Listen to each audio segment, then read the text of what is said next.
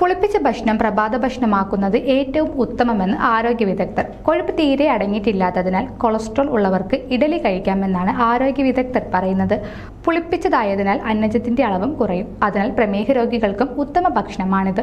ഉഴുന്നും അരിയും അരച്ചുണ്ടാക്കുന്ന മാവ് പുളിപ്പിച്ചാണ് ഇഡലി ഉണ്ടാക്കുന്നത്. പിന്നെ ഇഡലിയും സാമ്പാറും കൂടി ചേരുമ്പോൾ അന്നജവും കൊഴുപ്പും ജീവകങ്ങളും ലവണങ്ങളും ആന്റി ഓക്സിഡന്റുകളും ഒന്നിച്ച് ലഭിക്കുന്നു. സാമ്പാറിലെ തുവരപ്പരിപ്പിൽ വിറ്റാമിനുകളും ഇരുമ്പും കാൽസ്യവും കരോട്ടിനും മാത്രമല്ല കോശങ്ങളിൽ അടിഞ്ഞുകൂടുന്ന മാലിന്യങ്ങളെ നീക്കം ചെയ്യാൻ സഹായിക്കുന്ന ആന്റി ഓക്സിഡന്റുകളും അടങ്ങിയിട്ടുണ്ട്. കൂടാതെ സാമ്പാറിൽ അടങ്ങിയ പച്ചക്കറികളിൽ നാരുകളും മറ്റു പോഷകങ്ങളും അടങ്ങിയിട്ടുള്ളതിനാൽ ദഹനത്തിനും മൊത്തത്തിലുള്ള ആരോഗ്യത്തിനും ഇത് സഹായിക്കുന്നു. പുളിപ്പിച്ച ഭക്ഷണങ്ങൾ പ്രോബയോട്ടിക്സിന്റെ സമ്പന്ന ഉറവിടമാണ്. തുടർച്ചയായി 2 ആഴ്ച ഇഡലി, ദോശ പോലുള്ള പുളിപ്പിച്ച ഭക്ഷണം കഴിക്കുന്നത് ആരോഗ്യത്തിൽ വലിയ തോതിലുള്ള മാറ്റങ്ങൾ ഉണ്ടാക്കുമെന്നാണ് ആരോഗ്യ വിദഗ്ധർ പറയുന്നത്. കൂടുതൽ ആരോഗ്യ വാർത്തകൾക്കായി ഡോക്ടർ ലൈവ് TV സബ്സ്ക്രൈബ് ചെയ്യുക. Stay healthy.